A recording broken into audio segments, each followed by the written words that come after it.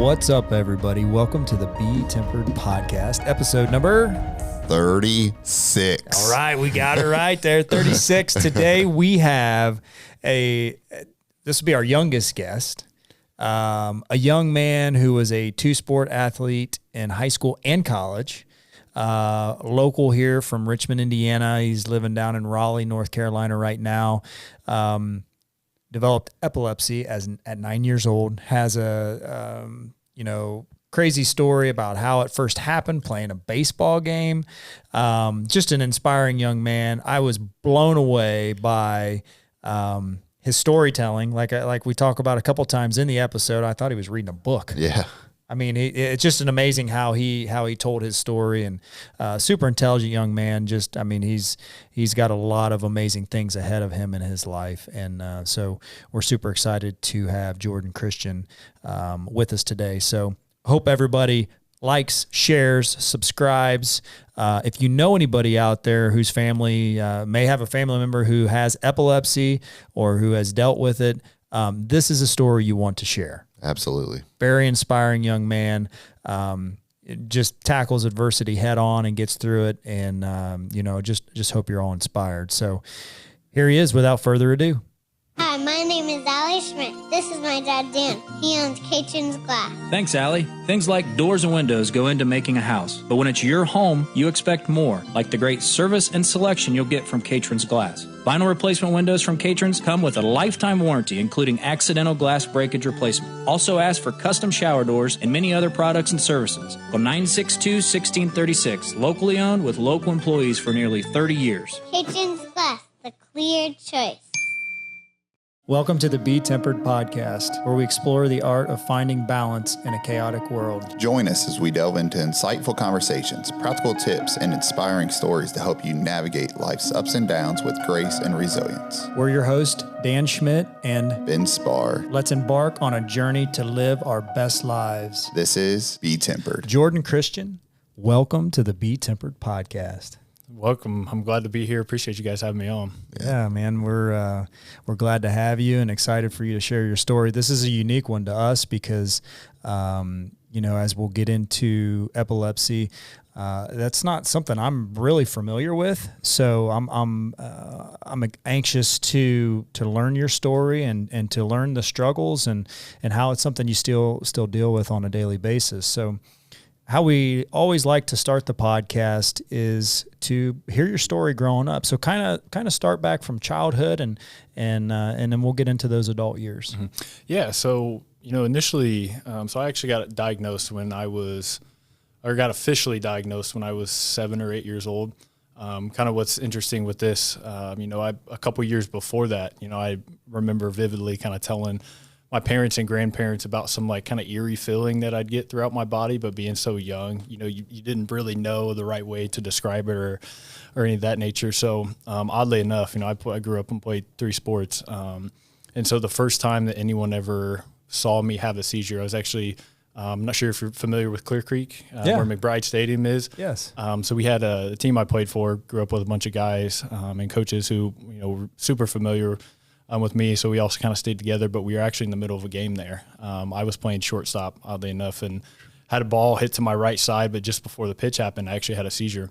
And so, in my mind, I kind of moved to my right, and I attempted to get the ground ball and everything. It goes out in the outfield, whatever. And then once the play's over, I had, both of my coaches jogging out to me, looking kind of worried, and I'm like, I gave the best effort that I could. I tried to. Thought you were in trouble. Yeah, I was like, am I getting benched for effort there? And that's when, my grandparents came out, my parents came out, and I was like, what's going on? So they took me out, I was just kind of telling them some of the feelings that I have. And, lucky for me, my grandpa's a doctor and my grandma's a nurse. And so when I was kind of describing some of the symptoms or kind of how I was feeling after the fact, they were like, yeah, you might have something and really need to go get checked out. So that's when I kind of started to see a neurologist here in Richmond. So again, this was probably 2007 or so. How old would you have been?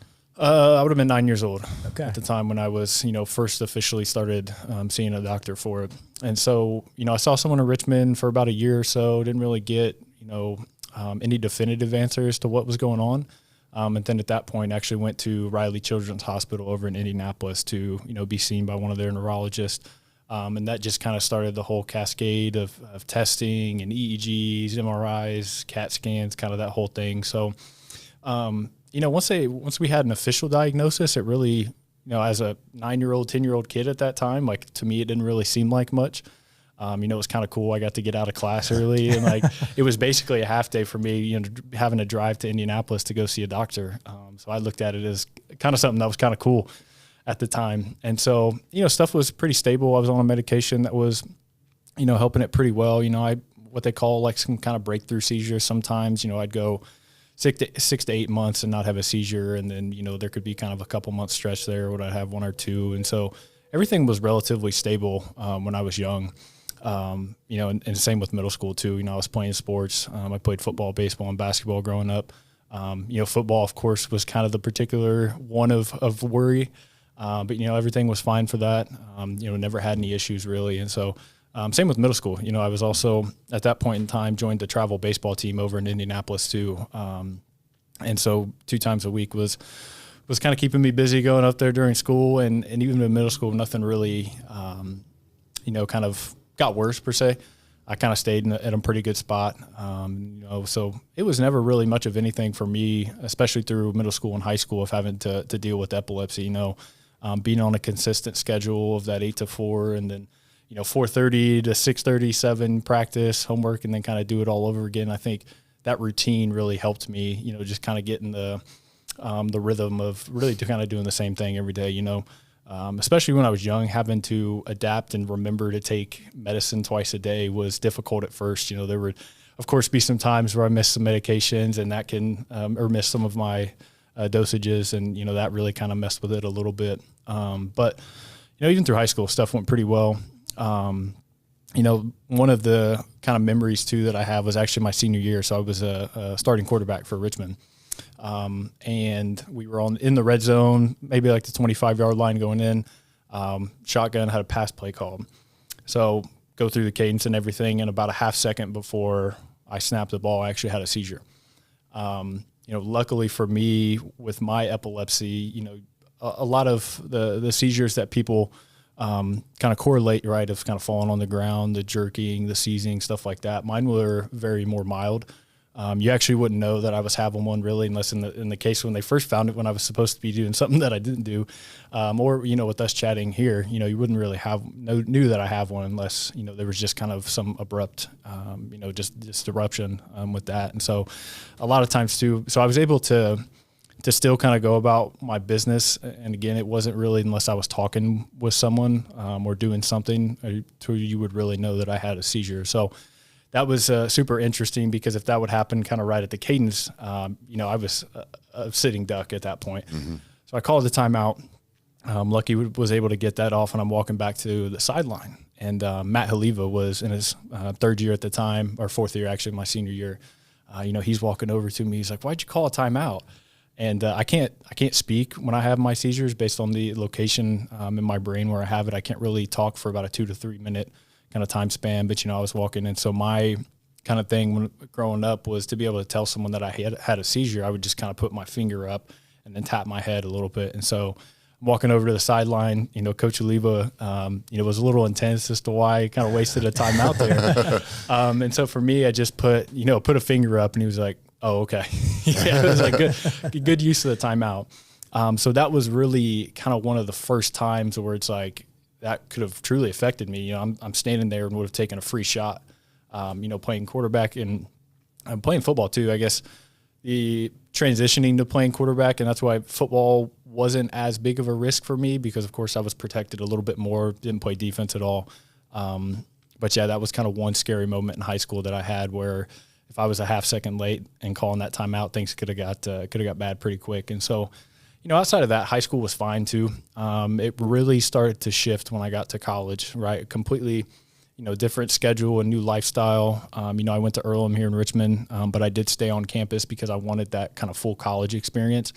And so, you're going through only having classes 2 times a week, and you got practices at 12. I played football and baseball in college too. So my schedule was extremely busy. The middle of football season, I was still doing some baseball stuff and attending some of the practices and workouts. So that's where it became really difficult. And kind of what I've learned with my epilepsy over time is a lot of it is triggered by stress. Go figure. And so obviously it was hard to manage. In college, of course, right, it's the highs of highs and the lows of lows for a lot of people. And I went through some times, particularly my freshman year, as we got kind of closer to finals, where, there was one point in time where I had 6 seizures in the span of 2 days. And so that was just extremely difficult. And, I was just absolutely exhausted in various points. And it was kind of hard to stop. I was going through finals at the time, right? We're kind of mid football season, getting towards the end, which also actually interesting with football. So I was recruited as a quarterback. Earlham, from a roster perspective, we didn't have a ton of guys. I had 2 upperclassmen ahead of me at the quarterback position. So I actually switched to play safety in football. So that one was a change for me too, because I, had gone the past 6 years of not really hitting anyone on any play to now kind of being involved. And, of course, there's a lot more involved with getting knocked around in your head and stuff like that. So that was kind of an interesting transition to go back to the other side of the ball, and something that I had to really take into account more as I'm playing football in college. And I don't know if maybe that had an effect on maybe the frequency of the seizures, but, it was definitely something that I had to take into account more than I had to in the past. So, it was definitely a tough time in college. You're going through all these different transitions, and now my epilepsy is starting to flare up again. And so this was a time too, I had been on the same medication, for 9 years or so at that point. And I thought maybe it was good to try something else. There's a really a large pot of epilepsy medications that you can take. So, I figured why not? That medicine was working good for me, but let me try something else to see, especially in that span where I was having, a large number of seizures in a short amount of time. Let's try something different. Unfortunately, that kind of made it worse at that point in time. The first medication that I swapped to, didn't do very well for me right off the bat. One of the things that was tough too was I remember this vividly too. I was in a chemistry course, and we're taking kind of our finals at the end of the semester. I took an AP course in chemistry in high school. So this first course, my freshman year, was kind of just really a refresher. And so we're taking these final exams, and I'm sitting there and I just go blank. Like I didn't have a seizure, but I just kind of froze, and like nothing was coming out. I couldn't, populate any of the answers on my exam. And so I'm freaking out. And, it was something, Dan, that you and I had talked about of having to, tell all these people of like, hey, I have epilepsy. Like if this happens, this is what you should do, informing professors. And most of the time, it was really just kind of like the coaches, the athletic trainers, my family, close friends. But as I got into college, and particularly when I experienced that kind of episode, I guess, if you will, in the classroom, it's like now I need to tell my professors in case. And so, I was frantic about that. I was like, I'm going to fail this final just because I couldn't complete it. But, luckily my chem professor was super understanding, was able to finish that. But that was, one point in time too, where it's like, I really have to, unfortunately, tell a lot more people about my condition because of various stuff. I was telling you too on the phone that, in high school I had, one on the baseball field that I was pitching in, and had a seizure as I was walking back to the mound, and the umpire was not very pleased that he wasn't aware that I had epilepsy too. So, it was usually on a need to know basis, and unfortunately we didn't feel that he had a need to know in that point. Right. But yeah, so it became interesting as, I got into college of all these other folks that I had to tell, about my condition. I didn't really like to share that with people because I didn't want to use that as an excuse for academics or athletics or anything like that. But it just became, kind of more amplified in college. So that was really tough to deal with, made it through. One of the big things for me was finding support and people to talk to in college. Yes, I was in school at Richmond, and, I had family in town too, but when you're on the campus 24/7, it's not always that you can just leave and go back, family's working, of course, all that stuff. So for me, my football coach at the time, Nick Johnson, awesome guy, one of the best guys that I know. He was really kind of my go-to. He was aware, he knew my family, he knew my epilepsy history, and stuff like that. So he was really a person that I could kind of talk to in a lot of those things. And so, when I'm talking about epilepsy and my condition and, other people that have this condition, I think one of the most important things is to really kind of find people that you can trust and talk to. Stress is never going to go away in any aspect of life, but being able to deal with that. And for me, being able to have Coach Johnson to really talk to throughout those 4 years of college were huge. Got through school. Unfortunately, didn't be able to have my graduation because of COVID. I was a 2020 graduate at Earlham. So didn't get to experience that. But at that point in time, I knew, for me, grad school was an option that I wanted to go through. I was wanted to get in the field of cybersecurity, but at Earlham, we didn't really have any classes that were kind of tailored toward that. I was always good in school, so I figured, why not just go on to grad school and kind of, just keep going at that aspect. So that was the route that I chose to go. So I went to Carnegie Mellon in Pittsburgh in 2020.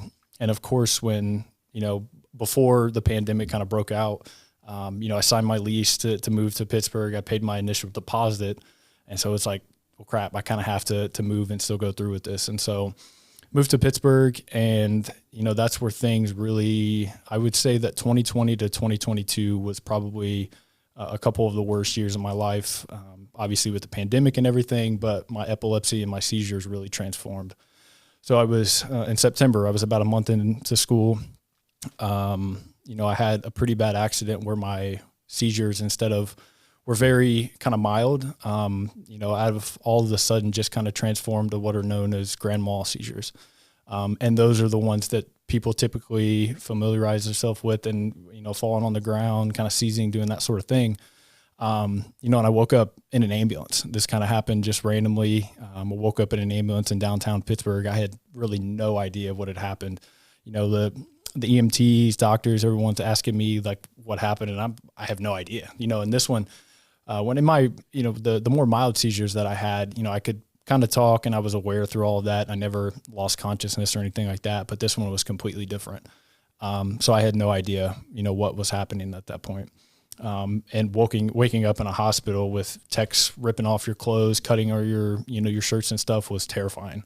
And you're by yourself, right? I mean, you're away from your family and friends, and and you're in a new city, and brand new. And, the close family was 4.5 hours away. And so that was extremely difficult, and the pandemic, of course, all that stuff on top of that, the stress of grad school. So I went through that and really had, I was in the hospital for a couple of days. They did a ton of tests, of course, CAT scan, MRI, EEG, all of the stuff that I had, it wasn't my first rodeo of course, going through all of these tests. But everything came back fine, which was also puzzling, why all of a sudden I've had epilepsy now for at that point in time, 12 years. What was this kind of sudden change? And so, when I got out of the hospital, I would say that, those next 2 weeks were probably some of the darkest, of my life, going through the pandemic and trying to come back, and our classes were pretty much fully remote. And my apartment at the time wasn't the greatest, situation or so. And, for me, I vividly remember I was in such kind of a dark place that, like I said, I was always good in school, and even remote, I was at my apartment, and of course, and I just turned the lights off, left my laptop on, and then went and just laid down because I was just kind of sitting there. I was like, I can't do it. Can't sit and listen to this course. I had so much stuff going through my mind, had no idea what had just happened really, a week and a half, 2 weeks before. So after that, I was like, okay, I need to take a step back and go home, and be kind of around family and just get back into an environment that I was comfortable with. And so, I put in a medical leave with my program and talked to my program director and got that stuff approved. Within a week, I was kind of moving back home. And really at that time, because of just the way that initial experience went in Pittsburgh and with grad school, I was like, I'm not going back. It's time to just find a job local, and just kind of stay and let things stable out a little bit. And so actually, oddly enough, since I hadn't finished any of school, like I was still kind of new, my CS major at Earlham, like I didn't really have kind of an avenue yet of what I wanted to do with that. Since this kind of cybersecurity avenue was put on hold a little bit, couldn't find a job at that point. And so what I did was actually go through Manpower, and was able to get an IT position with Belden. So was back, I think I started that probably like the first week of December, maybe like the week before Christmas. I don't remember exactly. And it was just kind of like a general IT help desk position. It was pretty boring. I spent a week there, and I was like, the hell with this. Like, okay, I started, my journey of wanting to go into grad school. It was something for a year and a half prior to that I had always dreamed, especially getting into Carnegie Mellon. It's one of the toughest universities to get into. Their security and IT departments are some of the best in the world. And so I didn't want to waste that opportunity. So I knew I was for sure going back. Luckily, I think the pandemic helped a little bit at that time because things were still kind of fully remote. So I was able to, kind of continue my classes in the spring back at home. So I didn't move back to Pittsburgh just yet. So it was another thing that became difficult. Now I was kind of half a semester behind, in my major. And didn't really want to, extend that. Of course, the additional money that comes with going an extra semester and everything like that. So on top of still dealing with some of this epilepsy stuff, I doubled up on a lot of my courses to be able to graduate on time. And so, 2021, for the most part, things went pretty smooth. In January, started my classes again. I was actually lucky enough to land an internship with Amazon that I, in the summer for 2.5 months, went out to Silicon Valley and was able to work there for a couple of months, being able to see California. That was my first time, traveling out west and everything. And it went really well. Had no issues out there. I figured I was a little bit nervous, of course, going that far away from home again after just what had happened, only moving 4.5 hours away. But it was a blast. I had a great time, was feeling great. We had kind of figured out medicine-wise that, things were pretty stable at that point. So I was like, when I finished that internship, like stuff was moving back in person a little bit at that time at the end of 2021. I was like, let me move back to Pittsburgh. I really wanted to get that full experience of, just living in Pittsburgh. I was chatting with you guys before. I'm a Steelers fan too. So unfortunately, were you a Steelers fan before you moved to Pittsburgh? I was, yes. Yeah. I actually became a Steelers fan, I think in 2006 when they played in the Super Bowl against Seattle. I was my grandparents. Yeah, I love Peyton Manning and everything, but something just about the black and yellow that I loved. It was also cool that Ben Roethlisberger went to Miami, Ohio, so that was kind of a little bit of a connection, and so loved it. Was always a Steelers fan. So when I was going to Pittsburgh, I was like, "This is awesome! This is awesome!" Diehard football fan. Played football my whole life. Now I get to live in the city with my favorite teams at. And Pittsburgh's an awesome city. It is. I had a blast. It was very kind of an older industrialized city, and over the last decade or so, it's become a lot more modern. Just the layout of the city too. You got the rivers there and the stadiums across the river and stuff, and so it was super cool. I was super excited to live in Pittsburgh. I think one of the coolest things about Pittsburgh. So Brad Van Vliet and I played at Dayton. Well, we played Robert Morris, which played at I don't remember where they played at, where the stadium was. But I remember the first time going to Pittsburgh, and I don't know what interstate that is, if that's 70 where you go through the tunnel and then all of a sudden it's bang, there's the city. Yeah, it's I think 76 maybe, something like that. But you talk about just the coolest thing. You go through that tunnel and then all of a sudden you come out the other side and all you see is this beautiful city with all the rivers coming all together. I mean, it is cool. Now I strongly dislike the Steelers, but that's another story. So anyway, so you've said a ton here, and the whole time you're talking, I want to go back a little bit, and then we'll continue to move forward from 2021, 2022. Ben and I have 9-year-old sons that we coach in almost all the sports that they play, and I go back to your 9-year-old, you're playing baseball, and you have your first seizure. What you say you went to the ground and you don't really remember what happened and everybody's coming to you. So talk about your parents and kind of their perspective that very first time when that happened, because I don't know, I'm ignorant to epilepsy. Yeah. Is that something that runs in a family? Is it hereditary, or is it just a random thing? Yeah. So it's both, it definitely can be hereditary. And, that was a bit interesting on my part because at least to our knowledge at the time, no one in our family, had a history of epilepsy. And so really had no idea where, this had came from. And so don't know maybe what even kind of led up to, having these seizures. I lived just kind of a normal life like any other kid, and had, really no idea. And neither did my parents at the time too. I don't remember their exact reaction. Of course that they were scared and worried, but I think a lot of that comfort and it kind of settled it down because most of my family's in the medical field now. Like I said, my grandpa was a doctor and grandma was a nurse. So being able to have them there right at that time definitely kind of settled a lot of that. anxiety down. And, we just kind of worked from there. It wasn't, there wasn't like any kind of at least immediate reaction that I remember. Again, to me, it was like, oh, this is kind of cool. Like I get a little bit of attention now. Like I'm 8, 9 years old at the time, but my parents were probably freaking out because they had no idea what was going on. But yeah. Yeah, that's what I actually coach a boy that has epilepsy in baseball. And I remember you talk about a need to know basis. Well, his mom told the head coach about it. And I remember the first practice, I'm sitting there, I'm like, this kid is just not, like, he's not paying attention. He's like, no, like, he has episodes, like, and he has to go and he puts on the cap at Dayton Children's, and he's still going through testing and stuff like that. So it's one of the reasons I was really pumped about having you on here, because I know he listens and all that. So it'd be pretty cool for him. But, yeah, I remember the first time, though, I'm like, Brandon, like, I'm coaching him. You need to tell me. So, like, I just think this kid's not listening to me. And just sometimes it just, like, kind of, zone out, but it's not him. It's actually like that, kind of like the epilepsy episodes, what you called it. Yep. And so, So I can kind of give a little bit of, again, I work in cybersecurity, but being around medicine and going through this my whole life, I've been able to learn about, of course, epilepsy and the different type of seizures. So epilepsy in general is basically there's, of course, all the electrical activity in your brain. Essentially what happens when you have a seizure is that there is a kind of misfire, right, in the neurons in your brain. And that can happen in various locations, right? They have what are called focal seizures, which is what I have, where the kind of disruption in the electrical activity happens in kind of one portion of the brain. For me, it's more kind of in that prefrontal cortex and more on the left side of the temporal lobe.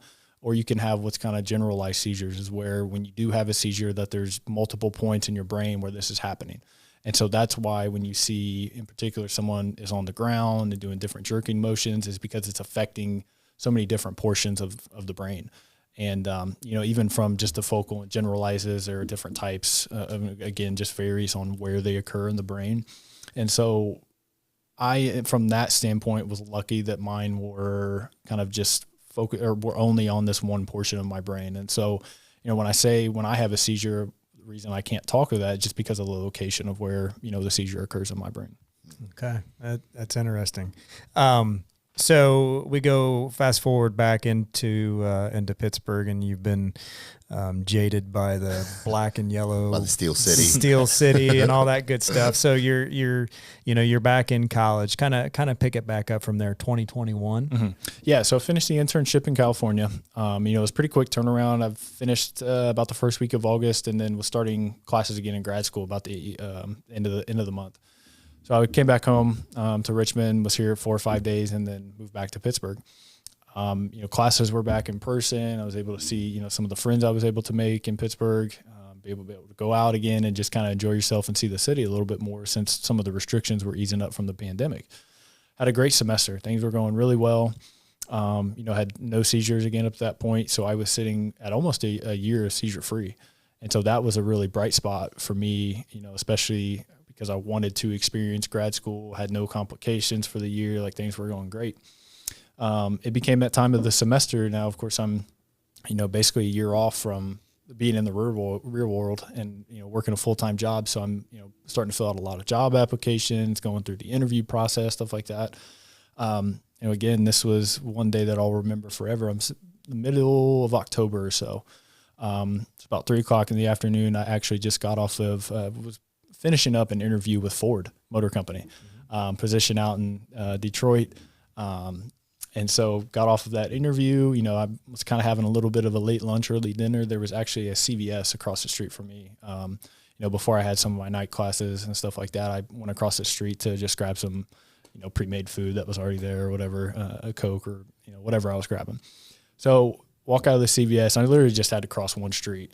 My apartment complex was on the corner, cross one street, and the CVS was right there.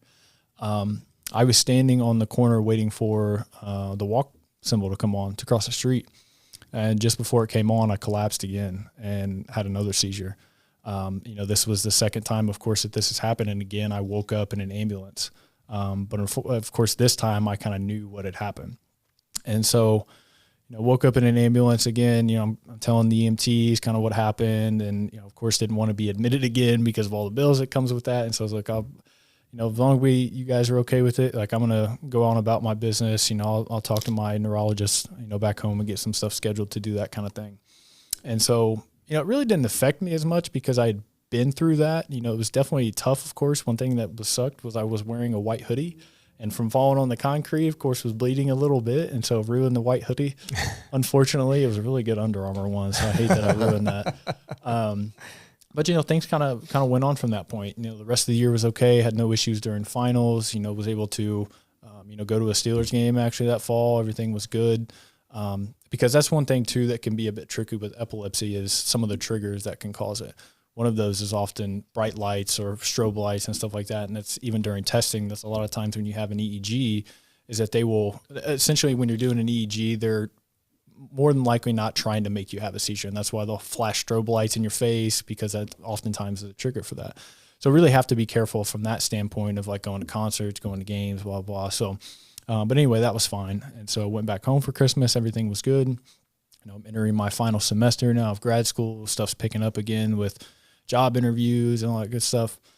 And this was probably the first or second week of February in 2022. I'm sitting at my desk about 7:30 or so at night, had a night class at 8 o'clock that I was getting ready to head over to CMU on campus for, and was finishing up a bit of an assignment before I left and had another seizure. And I was sitting there at the desk, again, working on some stuff, and I woke up on the ground. And again, I knew immediately what had happened. Unfortunately, at this point, I fell and kind of hit my eye on the corner of the table. And so I woke up, seeing how red my eye was, again, kind of called my parents, told them exactly what happened again, called my program director. I was like, hey, I can't come to class tonight. Like, I literally just looked like I went to Southside in Pittsburgh and got punched at a bar. So, again, that, and even after that one, I was like, okay, I probably should go back home again. This is now the third one that I've had since I've been in Pittsburgh. Maybe the city is just cursed for me living there. I don't know what it is, but, and so I ended up moving back home again about a week later. Had some family come up and help me pack stuff again, kind of go through the same routine that I had been there before and get back home. Stuff kind of stabilized a little bit. This time when I moved back home, I was living with my grandparents. And so we actually when I got back, wanted to go out to eat over at Gallows on the east side of town. And so I'm riding in the front seat with my grandpa. My grandma's in the back with my cousin. And we're on about halfway to the Gallows, getting close to pulling in. And I have another seizure about 2 weeks after that last one. Getting passed out in the truck. Luckily, again, my grandparents work in the medical field, so they know what to do. I wake up and we're kind of already back home in the driveway. Obviously knew what had happened. And that was one of the worst ones, even though the first one that I had was pretty terrifying. Having your family watch you have a seizure like that, they had seen me had the ones that were very mild numerous times, but to have them see you seize up and jerk emotions. And one thing that's tough with it too is you bite your tongue and kind of clench your teeth a lot. I had split a good portion of my tongue on that one. But having your and I'm extremely close with my grandparents. Of course, my grandpa too. My grandma. I've always been a grandma's boy. And she was crying when I woke back up. It was just hard for her to see, her grandson kind of going through something like that. And that one was tough. That one was tough for sure. But didn't stop with classes. Kept going. Was able to graduate on time. Went back up to Pittsburgh for graduation. But after I had that last one in February that my grandparents had seen, I was on the medications and stuff. Of course, that wasn't helping at this time. So I thought it was good. I wanted to explore brain surgery. I wanted to see, maybe I could be a candidate for epilepsy surgery. And so that was a whole, procedure in by itself, all this different testing you have to go through to even see if you're the right candidate for it. So again, go through the whole thing of MRIs, did a CAT scan. You have to do like a neuropsych exam. Was doing this again in Indianapolis with the doctor that I had basically seen my entire life. So she knew me pretty well, and I was a frequent flyer, I guess, on that point. So I was going through all that stuff. There are a couple different types of EEGs. They can do kind of like one that lasts about 45 minutes. You're an outpatient, you get done. You can do one at home too. They strap all the electrodes to your head. You kind of take the monitor with you and go home. Or they can do an extended EEG, which basically you're inpatient for 4 or 5 days. And so And that was just part of the testing. They wanted to do, obviously a more in-depth EEG to get a better picture of what kind of the brain activity was doing. And at that point too, when they were doing this, they cut me completely off my medication cold turkey. And of course I knew what was going to happen. So I'm in the hospital. I had a couple of seizures while I'm there. I, again, don't know why this was the case, but I had gone back to my more mild seizures at that point. Didn't have any of the grand mal seizures while I was in the hospital. But they got, of course, the readings that they needed to. Again, it was kind of a weird case because I woke up, I was asleep middle of the night, apparently had kind of some seizure activity while I was sleeping, and then woke up and the room was completely bright. I had like 4 or 5 doctors around me and stuff like that. And I was like, what in the world's going on? But so anyway, I wasn't a candidate just because of where the seizures for me were happening, again, kind of in that prefrontal cortex where you have language, speech, all this different stuff that it was just too risky to do that. So we made some more adjustments to the medication. Of course, I still had some seizures since then, but none have been any of those grand mal or extremely bad ones. But from 2020 to about mid 2022 was a rough 2-year stretch for sure.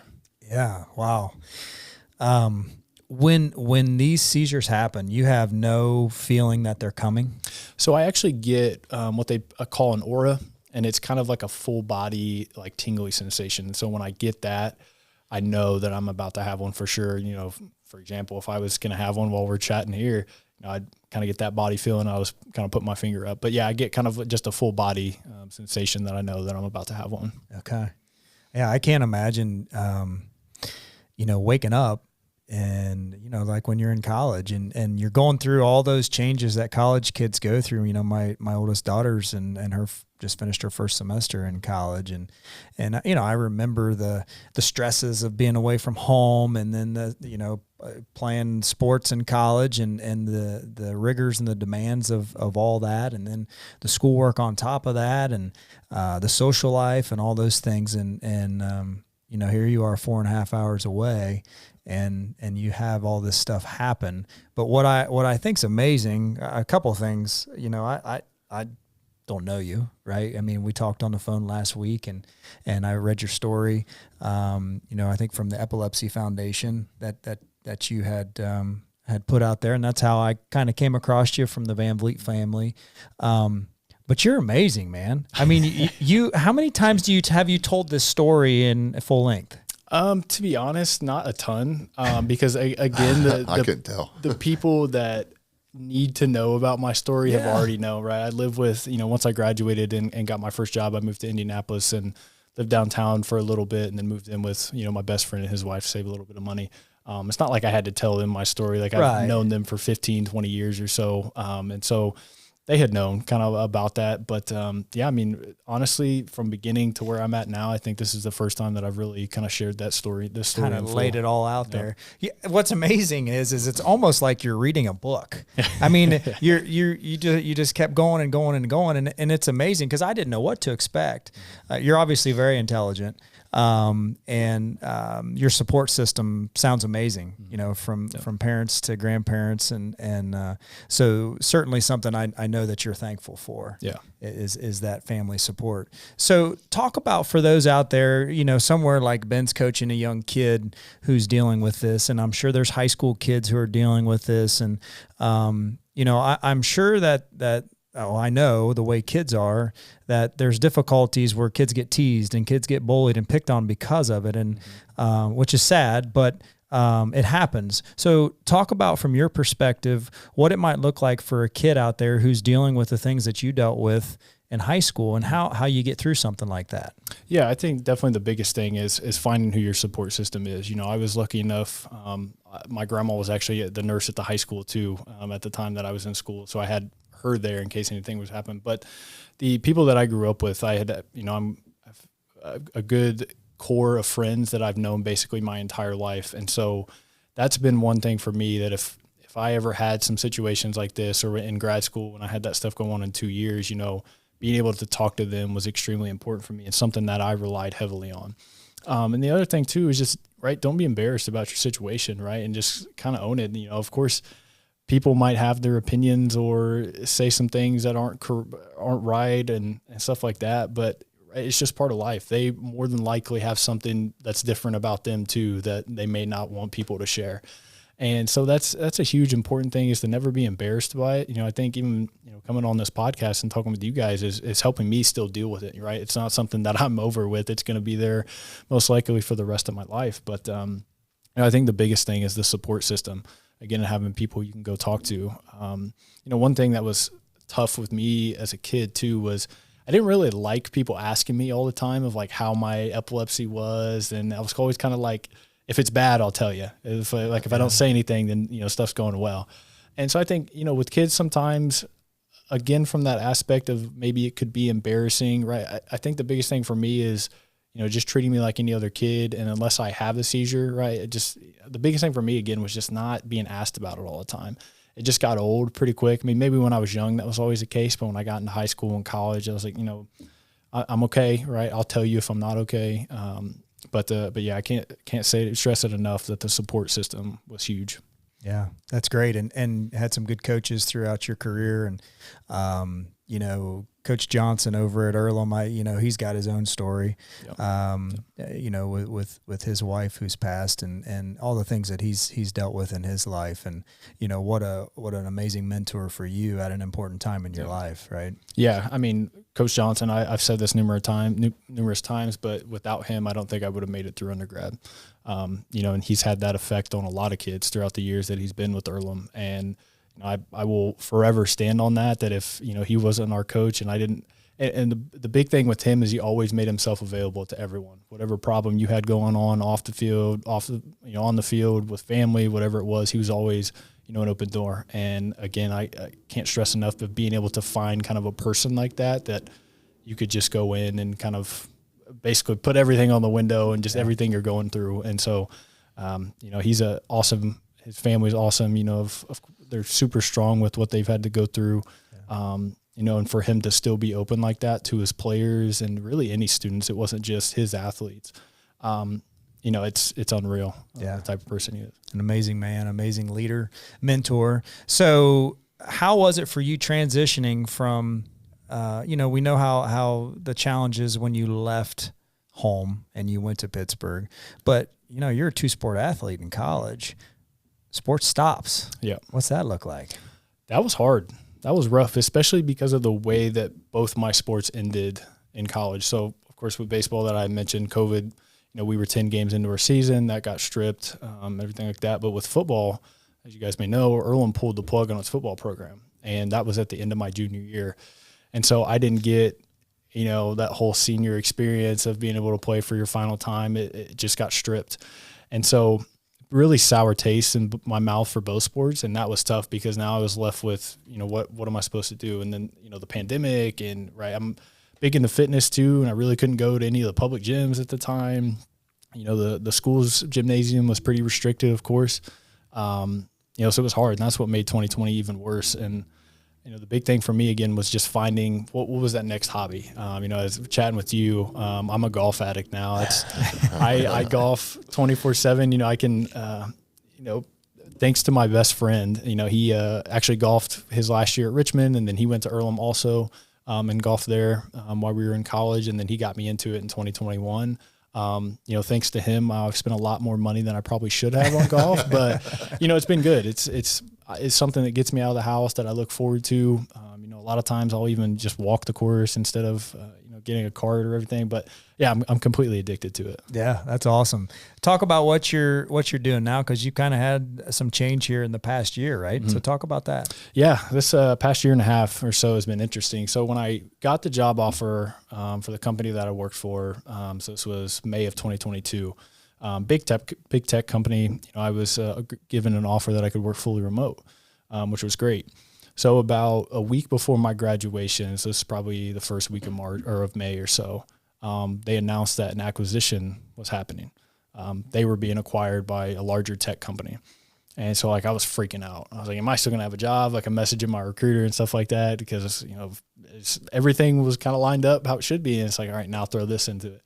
But yeah, stuff started out good. I still worked for them for a year and a half, but I knew that with any acquisition, layoffs are always a potential, especially with big tech. It's going to happen. And I knew, of course, at that point in time, I was only about a year and a half in, but I finally finished in the acquisition itself finally finished in November of 2023. And unfortunately, actually the day before Thanksgiving of 2023, I got the letter that I was being laid off.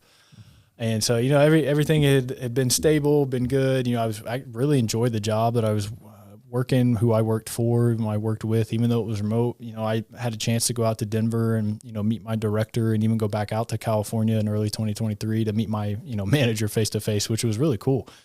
They were awesome to work with. And so, again, to kind of have something that was stabilized and going really well, kind of pulled under the rug, was tough too. The end of 2023 was hard just for tech in general and big tech. I had a lot of friends that were laid off as well. Some friends of mine worked at PayPal. Another person also worked at the same company that I was at, that all went through large layoffs. So it was difficult. The job market, particularly in cybersecurity, was really tough.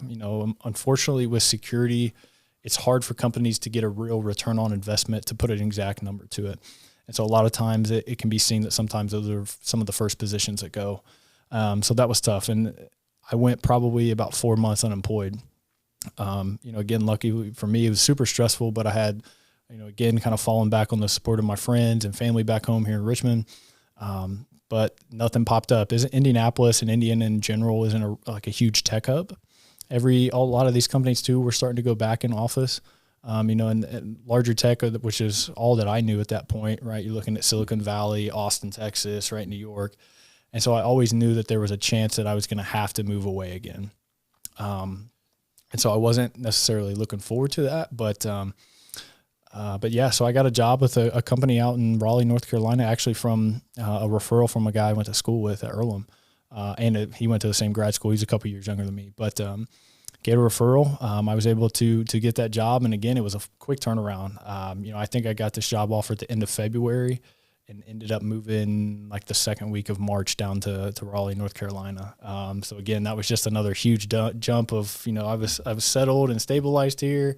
And now I got to make this jump and move. And again, like I mentioned, that stress has always been kind of the biggest factor in how or when I have my seizures. And of course I was worried about all this. And oddly enough, right, you mentioned the story from the Epilepsy Foundation that came out, similar to like the American Heart Association, where you can submit stories and stuff like that. I had actually, just kind of submitted my story. It was like January of 2023, interestingly enough. And it was really, I had no, intentions coming from it. It was just another opportunity to share my story. The Epilepsy Foundation, is great about sharing stories for individuals and families all around the world. And so I think one that helped me a little bit of being able to just share my story and put that out there. But all of the stories that they've shared have kind of helped me. So, really didn't have any expectations for sharing that. I just think it was cool to kind of lay out what I had been through. But yeah, and then, moved to Raleigh. I've been there for, now it's about 9-10 months already. So it's crazy how fast it's gone. But things have been good, stabilized again. And, I'm enjoying it. Sucks being away from family and friends. But it makes the times when I'm able to come back here definitely more special. So being down there, being away, no issues down there that you've had? Yeah, I've had a couple of seizures throughout the 10 months, but again, it hasn't been anything that has like it was in Pittsburgh while I was there, just kind of small episodes. Stuff stabilized pretty well. Would you say as you have gotten older and you've matured that you recognize how to kind of control your mindset a little bit on, hey, okay, this is a trigger. I need to step away from this, or, I need to take a deep breath. I mean, are those things that you've kind of learned as you've gotten a little older? Oh, absolutely. I think one of the I don't know this definitively, but I think one of the biggest things that contributed to some of the frequencies that I would have seizures, particularly in high school, college, and even a little bit in grad school, is just managing stress. So like what are the best ways? And I didn't have really, and that's where sports were so important for me, because that was my, de-stress. That was being able to go out in the field 2.5 hours and get away from everything. And when that was stripped, that was hard too. And I've always been, particularly when I was younger, I was always a person that kind of internalized everything, right? I didn't really kind of talk to anybody about like some stuff that's going on in school or, any, personal stuff at home. I just kind of kept all that inside. And really when that first seizure happened in Pittsburgh in 2020, it's like, okay, I had to do something differently.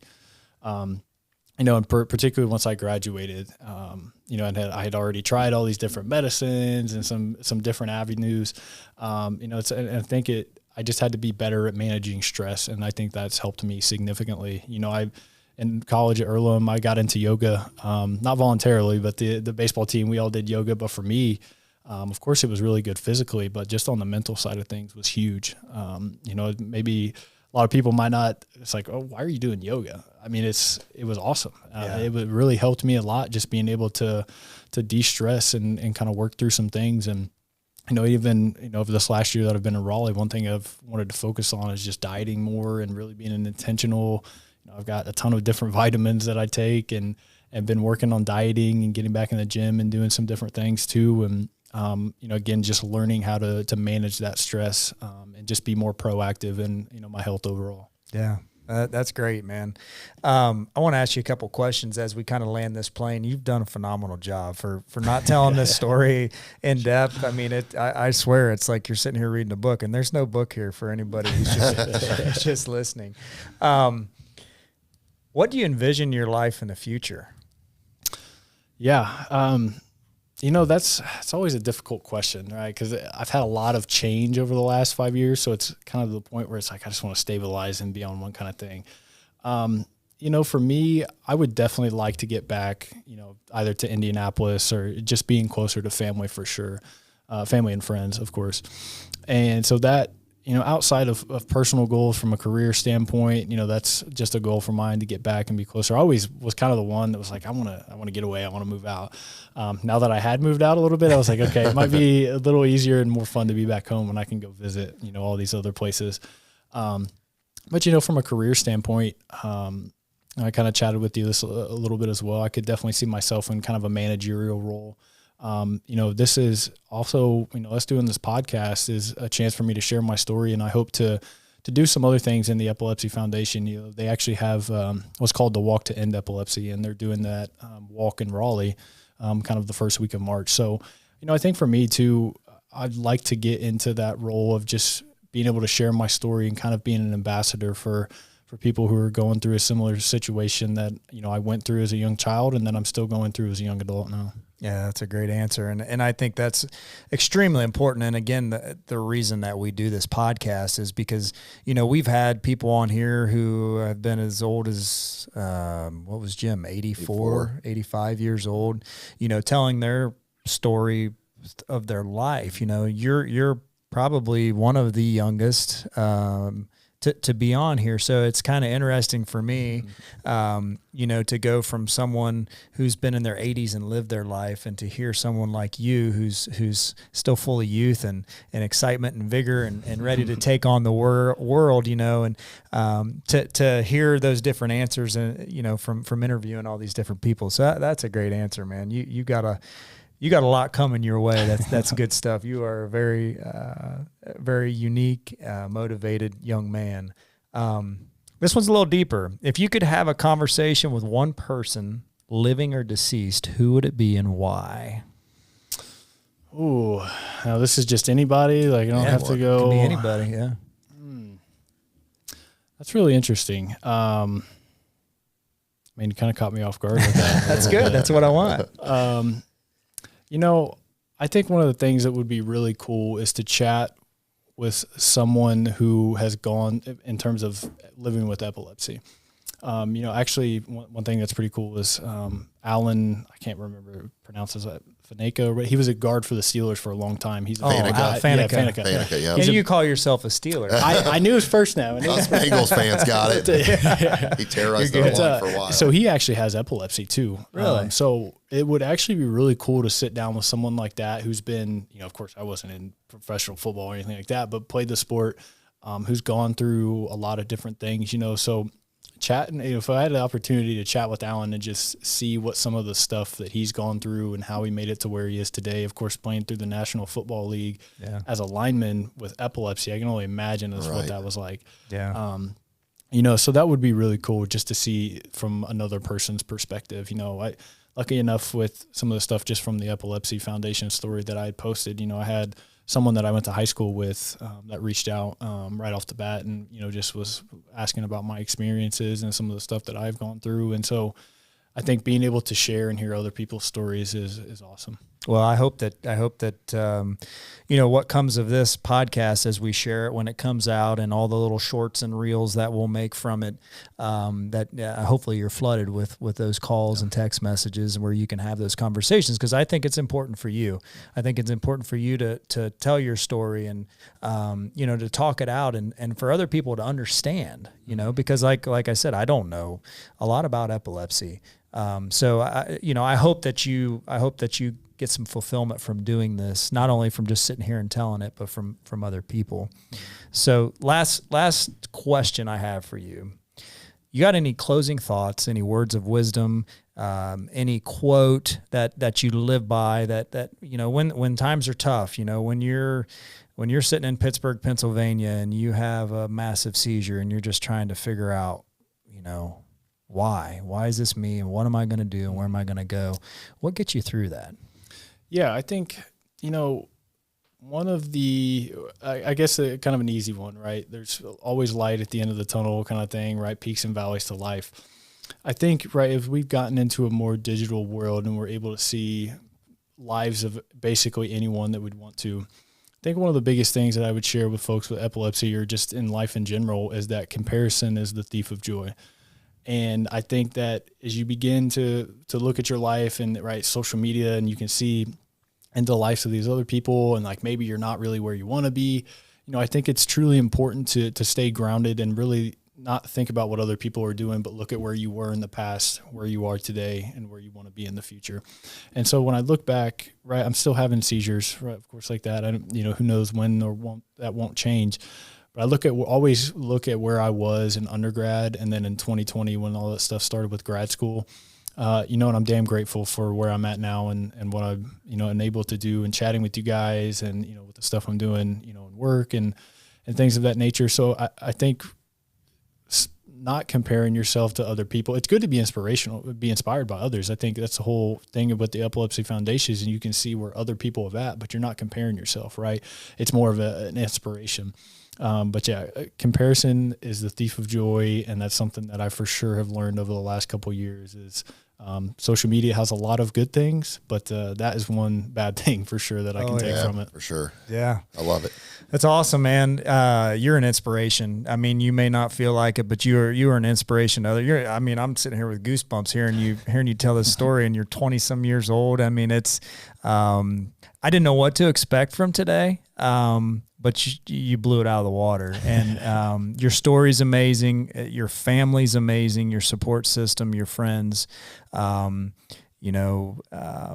hope we get you back up here in this area, because we need more people like you up here inspiring and sharing your story and being a mentor to others, just like, Coach Haliva was at Richmond and Coach Johnson was at Earlham, and all those coaches and professors that you had throughout your life that, help you get through those times when they were the darkest. So, I appreciate you coming and being on the podcast, man. Yeah, absolutely. Thank you guys for having me. This is just, helps me again in my journey of being able to share this with others. You guys having a platform and being able to share that with folks, I greatly appreciate you having me on. Yeah. We appreciate you. If somebody wants to connect with you on social media, how can they find you?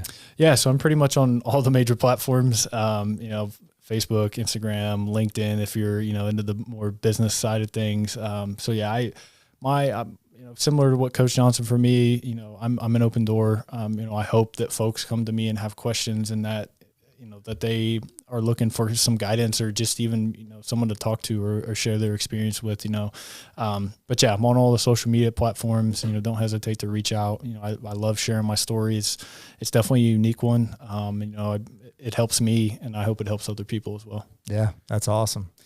Well, Jordan Christian, thank you again for being on the BeTempered podcast, and everybody out there. I don't know how you don't share this with someone. I'm sure that there's someone out there in our immediate area, and in the surrounding areas that need to hear this story, and especially those young kids that may be dealing with this and wondering why and asking why, and just trying to figure life out. So be sure to share the show. We appreciate your ears. Everybody, go out and be tempered. Hi, my name is Allie Allie Schmidt. This is my dad, Dan. He owns Caitlin's Glass. Thanks, Allie. Things like doors and windows go into making a house, but when it's your home, you expect more, like the great service and selection you'll get from Caitlin's Glass. Vinyl replacement windows from Caitlin's come with a lifetime warranty, including accidental glass breakage replacement. Also ask for custom shower doors and many other products and services. Call 962-1636, locally owned with local employees for nearly 30 years. Caitlin's Glass, the clear choice.